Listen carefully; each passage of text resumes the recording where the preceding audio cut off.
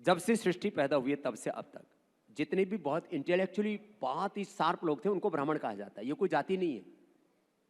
उन्होंने इस देश में धर्म, संस्कृति, मूल्य, आदर्श, when we are talking about moral values, human values, constitutional democratic values, तो इन सब मानवीय, नैतिक, संवैधानिक, लोकतांत्रिक मूल्यों का किसी ने वकालत की तो वो ब्राह्मण लोग थे। ये जाति नहीं थी। एक मनुष्य में जो बहुत ही बुद्धिमान लोग थे उनको कहा जाता था। तो इनका तो इस सृष्टि में बहुत बड़ा योगदान है। लेकिन किसी को ठोकना हो तो ब्राह्मण को जो है एक तरह से उसमें विलन के तौर पर दिखा दो तो लोग मजे लेंगे, ठोक दिया पंडित जी को। ये गलत सोच है। हाँ, नाम के जो ब्राह्मण थे, एक तो काम के, दिमाग से, कार्य से, चरित्र से जो ब्राह्मण, उसकी बात मैंने की। दूसरा क्षत्रिय, हमेशा धर्म युद्ध करना।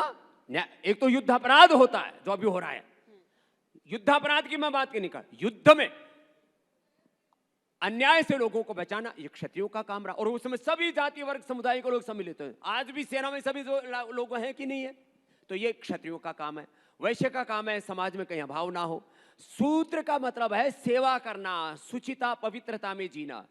तो देखो, मैं दिमाग से ब्राह्मण हूं, मैं अपनी भुजाओं से क्षत्रियों, मेरे सामने को अन्याय होगा न तो अन्याय करूंगा ना अन्याय सहूंगा।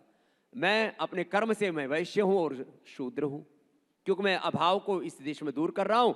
जो भी अर्थ मेरे पास है परमार्थ में लगा रहा हूं। और मैं शूद्र नहीं, अति शूद्र, दलित नहीं, महादलित हूं, क्योंकि मैं सबकी सेवा करता हूं, 4 in 1 हूं।